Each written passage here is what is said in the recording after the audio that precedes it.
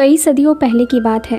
France में एक सुंदर राजकुमार अपने आलीशान महल में रहा करता था। उसे खुद को और अपने महल को सजाना काफी पसंद था, इसलिए वो गांव वालों से काफी ऊंची लगान वसूल करता था। वो अपने महल के दावतों में सिर्फ खूबसूरत लड़कियों को ही बुलाया करता था। उस राजकुमार को अपनी खूबसूरती और पैसों पर काफी घमंड था। एक रात उस राज्य में काफी भयानक तूफान आता है। उस तूफान के बीच एक बूढ़ी औरत महल के अंदर आ जाती है। उस बूढ़ी औरत को देखते ही राजकुमार को काफी गुस्सा आ जाता है, क्योंकि उस बूढ़ी औरत के चेहरे पर झुर्रियों के अलावा और कुछ नहीं दिख रहा था। लेकिन फिर भी वो बूढ़ी औरत एक गुलाब का फूल निकालकर राजकुमार को देती है। पर उस बूढ़ी औरत के चेहरे पर पड़े झुर्रियों को देखकर राजकुमार वो गुलाब का फूल फेंक देता है और उस बूढ़ी औरत का काफी मजाक उड़ाता है। वो बूढ़ी औरत राजकुमार से कहती है, खूबसूरती सिर्फ सूरत में नहीं होती, सीरत में होती है, यानी कि इंसान का दिल सुंदर होना चाहिए। ये सब सुनने के बाद भी वो राजकुमार उस बूढ़ी औरत से बदतमीजी से बात करता है। अब उस बूढ़ी औरत से राजकुमार का ये बर्ताव बर्दाश्त नहीं होता, इसलिए अब वो अपना रूप बदलती है। दरअसल वो बूढ़ी औरत एक खूबसूरत जादूगरनी थी जो राजकुमार की परीक्षा लेने के लिए उसके पास आई थी, मगर राजकुमार इस परीक्षा में फेल हो चुका था। वो समझ चुकी थी कि राजकुमार के दिल में प्यार ही नहीं है, इसलिए वो राजकुमार को सजा के तौर पर एक बदसूरत बीस्ट यानी कि दरिंदे में बदल दिया। साथ ही उस जादूगरनी ने पूरे महल और वहाँ रहने वालों पर भी भयानक काला जादू कर दिया। अब कई साल बीत चुके थे, मगर उस राजकुमार और उसके सेवकों को किसी ने याद नहीं किया, क्योंकि उस जादूगरनी के जादू के कारण सभी लोग उन्हें भूल चुके थे। उस जादूगरनी ने राजकुमार को जो गुलाब दिया था वो एक जादुई गुलाब था। अगर उस गुलाब के आखिरी पंखुड़ी गिरने से पहले राजकुमार प्यार करना सीख जाए और बदले में कोई उसे भी प्यार करे, तो राजकुमार और उसके सेवकों पर किए गए जादू का असर खत्म हो जाएगा। और अगर ऐसा ना हुआ तो राजकुमार हमेशा के लिए एक शैतान बनकर रह जाएगा। अब हमें उस महल के पास के ही एक गांव में बेल नाम की एक लड़की को दिखाया जाता है जो काफी खूबसूरत थी। बेल को किताबें पढ़ना काफी पसंद था, खासकर लव स्टोरी। बेल के डैड घड़ी ठीक करने का काम करते थे और वो अपनी बेटी से बहुत प्यार करते थे।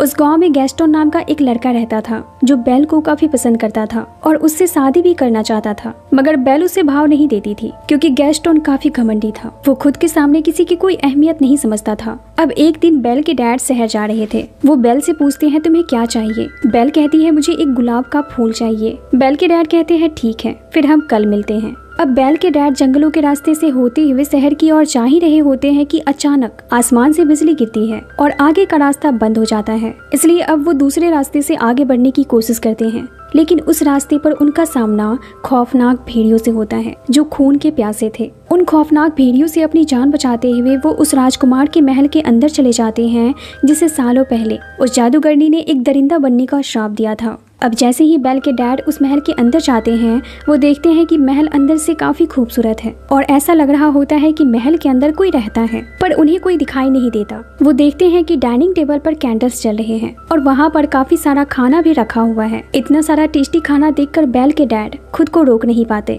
और खाना निकाल कर खाने लगते हैं। लेकिन तभी उनके सामने रखा हुआ एक कप बच्चे की आवाज में उनसे बात करने लगता है। ये देखकर बेल के डैड के होश उड़ जाते हैं और वो अपनी जान बचाकर वहाँ से भागते हैं, मगर बाहर निकलते ही बेल के डैड को वहाँ गुलाब के फूल दिखाई देते हैं और उन्हें याद आता है कि बेल ने उनसे कहा था कि उसे एक गुलाब का फूल चाहिए। इसलिए वो उस गुलाब के पौधे से फूल तोड़ने लगते हैं, लेकिन तभी वो शैतान बाहर निकलता है और बेल के डैड पर हमला कर देता है। पर बेल के डैड का घोड़ा वहाँ से भाग जाता है और वो भागकर सीधा गाँव यानी कि बेल के पास आ जाता है। जब बेल देखती है कि उसके डैड का घोड़ा अकेला आया है तो वो समझ जाती है कि उसके डैड जरूर किसी मुसीबत में है। वो उस घोड़े से कहती है, डैड कहाँ है? मुझे उनके पास ले चलो। अब वो घोड़ा बेल को लेकर उस राजमहल तक पहुँच जाता है। बेल उस राजमहल के अंदर जाती है। अंदर जाते ही उसे अपने डैड के चिल्लाने की आवाज सुनाई देती है। वो भागकर ऊपर जाती है और देखती है कि उसके डैड को कैद करके रखा गया है। दरअसल बेल के डैड को उस शैतान ने ही कैद करके रखा हुआ था, क्योंकि बेल के डैड ने उसके गार्डन से फूल चुराने की कोशिश की थी। बेल के डैड बेल से कहते हैं, बेटा तुम यहाँ से चली जाओ, ये महल जिंदा है, ये तुम्हारे लिए बिल्कुल भी सुरक्षित नहीं है। तभी वो शैतान वहाँ आ जाता है। वो देखने में काफी भयानक लग रहा था, पर बेल उससे नहीं डरती। वो शैतान बेल से कहता है तुम्हारे डैड ने मेरा एक गुलाब चुराया है और इस चोरी की सजा है उम्र कैद। बेल पूछती है एक गुलाब की चोरी की सजा उम्र कैद? इस पर वो शैतान कहता है एक गुलाब के फूल ने ही मेरी पूरी जिंदगी तबाह कर दी थी। उम्र कैद की सजा तो फिर भी बहुत छोटी है। बेल कहती है ठीक है, मुझे आखिरी बार अपने डैड से मिलना है। इस पर वो शैतान कहता है ये दरवाजा अब सिर्फ एक बार ही खुलेगा, इसके बाद ये हमेशा के लिए बंद हो जाएगा। ये कहकर वो शैतान दरवाजा खोल देता है। दरवाजा खुलते ही बेल अंदर जाकर अपने डैड के गले लग जाती है, पर धोखे से वो अपने डैड को उस कमरे से बाहर धक्का दे देती है और वो दरवाजा बंद कर लेती है। फिर वो अपने डैड से कहती है गुलाब का फूल मैंने मंगवाया था तो सजा भी मुझे ही मिलनी चाहिए। उस शैतान के अनुसार अब यह दरवाजा दोबारा नहीं खुलेगा, मतलब कि अब बेल के डैड की जगह बेल इस सजा को काटेगी। बेल ने ऐसा इसलिए किया था क्योंकि वो अपने डैड से बहुत प्यार करती थी और वो नहीं चाहती थी कि इस उम्र में उसके डैड को किसी भी तरह की कोई दिक्कत हो। अब ये सब होने के बाद वो शैतान बेल के डैड को महल से बाहर निकाल देता है, मतलब कि वो आजाद थे। इधर हमें बेल को दिखाया जाता है जो उस कैद खाने में अकेले बैठी हुई थी। तभी उसके पास कैंडल स्टैंड और एक घड़ी आता है। वो दोनों बेल से बात करने लगते हैं। ये देखकर बेल के होश उड़ जाते हैं कि ये सब क्या है। दरअसल उस राजमहल में जितने भी वर्कर्स काम किया करते थे, उस जादूगरनी के श्राप के कारण सबके सब किसी न किसी सामान में बदल गए थे, पर वो बात कर सकते थे और हर वो काम कर सकते थे जो एक इंसान कर सकते हैं। वो दोनों बेल को उस कैद खाने से बाहर निकालते हैं और कहते हैं कि चलिए हम आपको आपके कमरे तक ले चलते हैं। दरअसल इन सभी को ऐसा लग रहा होता है कि बेल ही वो लड़की है जो इन्हें उस श्राप से मुक्त करा सकती है, राजकुमार से प्यार करके। पर ये कितना पॉसिबल है ये हम आगे देखते हैं। वो दोनों बेल को लेकर एक खूबसूरत कमरे में जाते हैं। वो कमरा काफी खूबसूरत था। अब जब उस शैतान को पता चलता है कि बेल को एक कमरा दिया गया है तो वो उस कैंडल और घड़ी पर काफी गुस्सा करता है। कैंडल स्टैंड कहता है राजकुमार हो सकता है कि ये लड़की ही जादू का असर खत्म कर दे, क्योंकि हम हर रोज बेजान होते जा रहे हैं। वो शैतान कहता है वो लड़की एक चोर की बेटी है। इस पर टी पॉट कहती है कि जरूरी नहीं है कि जैसा बाप हो बेटी भी वैसी ही हो, आपको कोशिश करनी चाहिए। सबके काफी रिक्वेस्ट करने पर वो शैतान मान जाता है, क्योंकि उस राजमहल की आज जो भी हालत थी वो उस राजकुमार के कारण ही थी। अब वो शैतान बेल के पास जाता है और दरवाजे के बाहर से बेल से कहता है कि तुम मेरे साथ खाना खाओगी। ये सुनते ही बेल कहती है क्या तुम पागल हो? पहले तुमने मेरे डैड को कैद किया, उसके बाद मुझे, और अब तुम मेरे साथ खाना खाना चाहते हो? मैं मरना पसंद करूंगी मगर तुम्हारे साथ खाना नहीं खाऊंगी।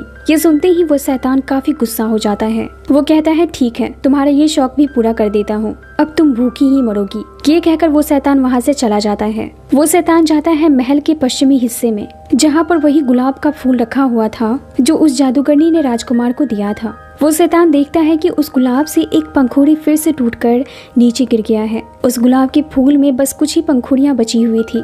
आखिरी पंखुड़ी गिरते ही वो शैतान हमेशा के लिए शैतान ही बना रह जाएगा और महल के सारे वर्कर्स जो सामान बने हुए हैं वो पत्थर बन जाएंगे। उधर हमें बेल के डैड को दिखाया जाता है जो भागते हुए गांव पहुंच जाते हैं और सभी से चिल्ला चिल्ला कर कहते हैं कि मेरी बेटी को एक राक्षस ने कैद कर लिया है। वो जंगल के बीच में बने हुए महल में रहता है, प्लीज मेरी बेटी को बचा लो, वो उसे मार डालेगा। पर यहाँ कोई भी बेल के डैड की बातों पर विश्वास नहीं करता। सभी को लगता है कि बेल के डैड मजाक कर रहे हैं। इस तरह की बातें तो सिर्फ कहानियों में ही होती है। पर गैस्टन जो वही था वो बेल के डैड से कहता है कि मैं आपकी बातों पर विश्वास करता हूँ, मैं आपके साथ चलूंगा बेल को बचाने। दरअसल वो ऐसा इसलिए कहता है ताकि वो बेल के डैड को इम्प्रेस कर सके।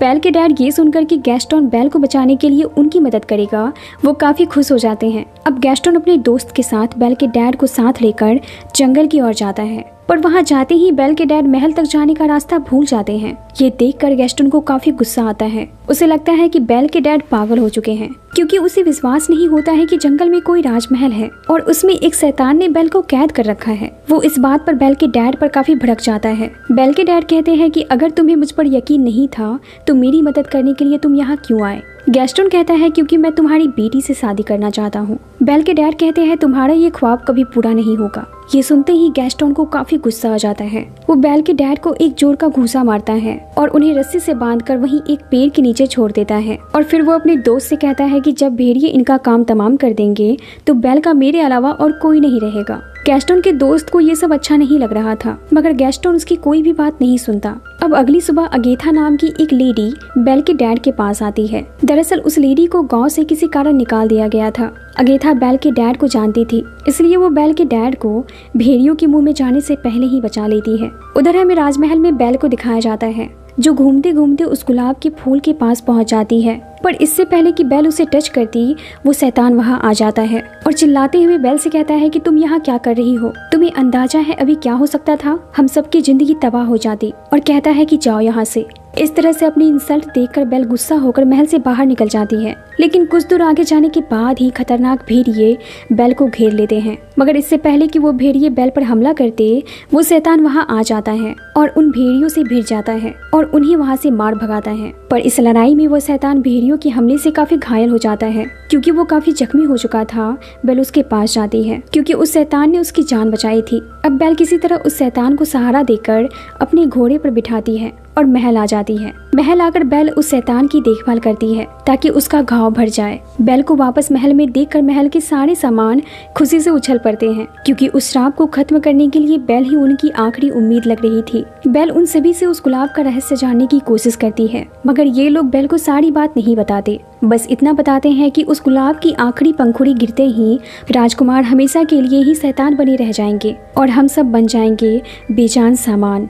बेल को लव स्टोरी और शेरो शायरी काफी पसंद थी। वो उस शैतान के पास बैठकर एक शेर गुनगुना रही थी। तभी वो शैतान उस शेर को पूरा कर देता है कि देखकर बेल चौंक जाती है। वो कहती है, क्या तुम्हें शेरो शायरी आती है? वो शैतान कहता है, हाँ थोड़ी बहुत। बेल कहती है, मुझे लव स्टोरीज बहुत पसंद है। इस पर वो बीस्ट कहता है, मुझे तो लव स्टोरी के नाम से ही उल्टी आ जाती है, पढ़ना है तो कुछ अच्छा पढ़ो। ये कहकर वो बीस्ट बेल को अपनी लाइब्रेरी ले जाता है। इतनी बड़ी लाइब्रेरी को देखकर बेल के होश उड़ जाते हैं क्योंकि उसे गांव में पढ़ने के लिए बुक्स नहीं मिलती थी, जबकि उसे पढ़ना बहुत पसंद था। वो शैतान बेल से कहता है कि अगर तुम्हें ये लाइब्रेरी पसंद आ गई है तो आज से ये जगह तुम्हारी। ये सुनते ही बेल काफी खुश हो जाती है। अब समय के साथ साथ बेल और उस शैतान की दोस्ती हो जाती है और ये दोस्ती धीरे धीरे काफी गहरी भी होने लगती है। दोनों एक दूसरे के साथ अच्छा वक्त गुजारने लगते हैं। बेल उस शैतान को सही तरीके से जीना सिखाती है, उसके साथ खेलती है और उससे ढेर सारी बातें करती है। इसलिए अब उस शैतान को बेल काफी पसंद आने लगती है, मतलब कि वो उससे प्यार करने लगता है।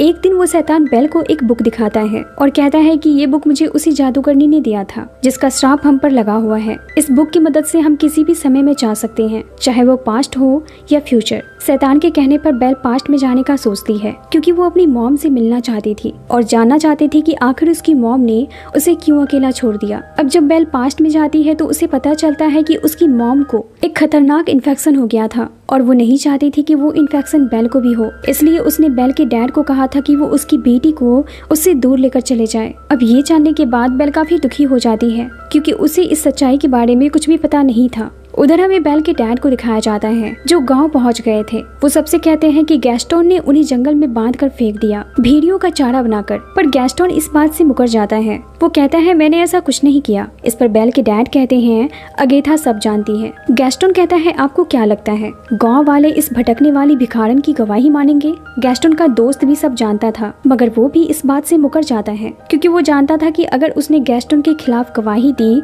तो गैस्टोन उसे नहीं छोड़ेगा। अब सभी को ये लग रहा होता है कि बेल कहीं भाग गई है और उसी के सदमे में बेल के डैड पागल हो गए हैं। उधर हमें उस शैतान को दिखाया जाता है जिससे कैंडल स्टेन कहता है कि महाराज, मुझे लगता है कि बेल आपको पसंद करने लगी है, यही मौका है उसका दिल जीतने का। पर वो शैतान इन सब से इनकार कर देता है। वो कहता है कि ये पॉसिबल नहीं है। इस पर वो कैंडल स्टेन कहता है, महाराज, गुलाब में सिर्फ 4 पंखुड़ियां ही बची हैं, हमारे पास ज्यादा वक्त नहीं है। ये कहकर वो कैंडल स्टेन उस शैतान को अच्छी तरह से तैयार कर देता है और वहीं बेल को भी सब मिलकर तैयार कर देते हैं। बेल भी किसी प्रिंसेस से कम नहीं लग रही थी। वो शैतान भी बेल को देखकर अपनी होश खो देता है। बेल को डांस करना बहुत पसंद था, इसलिए वो उस शैतान के साथ डांस करती है और काफी इंजॉय भी करती है। डांस करने के बाद वो शैतान कहता है, सालों बाद मैंने डांस किया है, ये एहसास में भूल सा गया था। बेल कहती है, मैं अपने डैड के साथ डांस किया करती थी। इस पर वो शैतान कहता है, तब तो तुम्हें उनकी याद आती होगी। बेल कहती है, हाँ बहुत ज्यादा। वो शैतान कहता है, क्या तुम अपने डैड को देखना चाहोगी? ये कहकर वो बेल को एक आईना देता है और कहता है कि इस आईने के द्वारा तुम जिसे भी देखना चाहो तुम देख सकती हो। ये सुनते ही बेल जल्दी से अपने डैड को देखती है, पर वो जो देखती है उसे देखकर वो काफी परेशान हो जाती है। दरअसल बेल के डैड को गांव वालों ने बांध के रखा हुआ था क्योंकि सब उन्हें पागल समझ रहे थे। ये देखकर वो शैतान कहता है, तुम्हें अपने डैड के पास वापस जाना चाहिए, उन्हें तुम्हारी जरूरत है। और कहता है कि ये आईना तुम अपने पास रखो, गलती से अगर तुम्हें मेरी याद आए तो देख लेना मुझे। अब बेल जल्दी से अपने डैड को बचाने वहाँ से निकल जाती है, पर बेल के चाहते ही वो शैतान काफी उदास हो जाता है क्योंकि उसे बेल से प्यार हो गया था। पर वो समझ चुका था कि वो अपने श्राप से कभी मुक्त नहीं हो पाएगा, क्योंकि बेल वापस नहीं आएगी। ये सोचकर उसके साथी भी काफी दुखी हो जाते हैं, क्योंकि बेल उन सभी की आखिरी उम्मीद थी। उधर हमें बेल को दिखाया जाता है जो गांव पहुंच जाती है और सभी से कहती है कि मेरे डैड पागल नहीं है, जंगल में सच में एक महल है और मैं वहीं से आ रही हूँ। वहाँ एक शैतान रहता है, पर बेल की बातों पर किसी को विश्वास नहीं होता।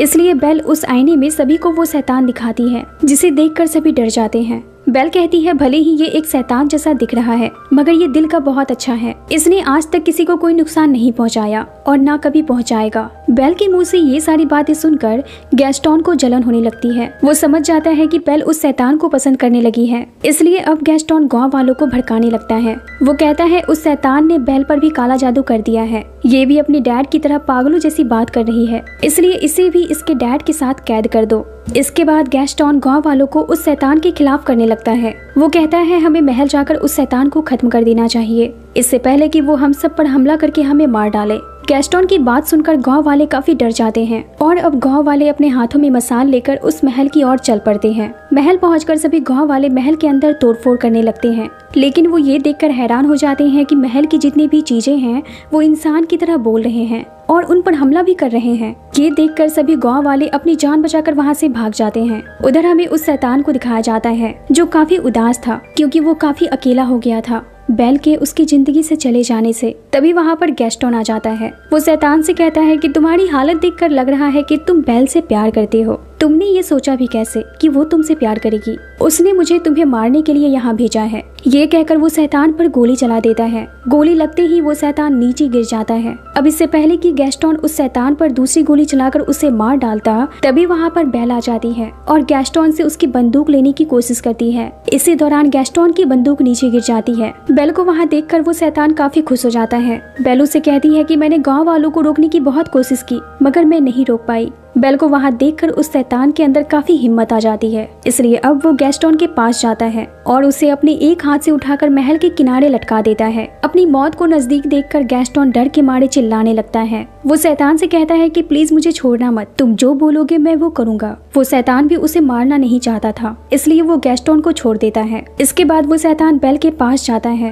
पर तभी पीछे से मौके का फायदा उठाकर गैस्टोन उस शैतान पर 2 गोलियां चला देता है। इससे वो शैतान बुरी तरह से जख्मी हो जाता है, पर गैस्टोन जिस सतह पर खड़ा था वो सतह अचानक टूट जाता है, जिसके साथ गैस्टोन नीचे गिरता है और वो मारा जाता है। उधर हमें उस शैतान को दिखाया जाता है जो अपनी जिंदगी की आखिरी सांसें ले रहा था। बेल कहती है अब मैं तुम्हें छोड़कर कभी नहीं जाऊंगी। इस पर शैतान कहता है अफसोस, मुझे जाना होगा, तुम्हें आखिरी बार देख लिया, बस इतना ही बहुत है। ये कहते ही गुलाब की आखिरी पंखुड़ी टूटकर नीचे गिर जाती है और वो आखिरी सांस लेता है। और वही महल के सारे सामान जो कुछ देर पहले तक बात कर रहे थे, अब वो बेजान हो जाते हैं। मतलब कि उस जादूगरनी का दिया हुआ श्राप इन सभी के अस्तित्व को खत्म कर चुका था। अब बेल जैसे ही देखती है कि वो शैतान उसे छोड़कर जा चुका है, तो वो काफी रोने लगती है और उससे कहती है कि तुम मुझे छोड़कर नहीं जा सकते, मैं तुमसे प्यार करती हूँ। तभी वहाँ पर अगेथा आ जाती है, वही औरत जिसे गाँव वाले पागल समझते थे, पर यहाँ सच्चाई कुछ और थी। दरअसल अगेथा वही जादूगरनी थी जिसने कई साल पहले राजकुमार को श्राप दिया था। अब जब अगेथा को पता चलता है कि बेल को उस शैतान से प्यार हो गया है, तो वो अपने द्वारा दिए गए श्राप से उस शैतान को मुक्त कर देती है। वो एक खूबसूरत रोशनी क्रिएट करती है, जिसके संपर्क में आने से वो शैतान एक खूबसूरत राजकुमार बन जाता है। ये देखकर बेल काफी खुश हो जाती है, क्योंकि उसे उसके सपनों का राजकुमार मिल चुका था, जिसे वो अक्सर लव स्टोरीज में ढूंढा करती थी। वही महल के सारे सामान भी अपने असली रूप में आ जाते हैं और अपने असली रूप को इतने सालों बाद फिर से पाकर वो अपनी खुशी को बयां नहीं कर पाते। अब गांव के सभी लोग उस जगमगाते हुए महल को देखने के लिए आते हैं। महल की रौनक देखकर किसी को अपनी आंखों पर भरोसा नहीं होता है कि वो सच में इतनी खूबसूरत महल को देख रहे हैं। अब बेल और वो राजकुमार लोगों के सामने आते हैं और अपने प्यार का इजहार करते हैं। इसी के साथ इस मूवी का द एंड होता है।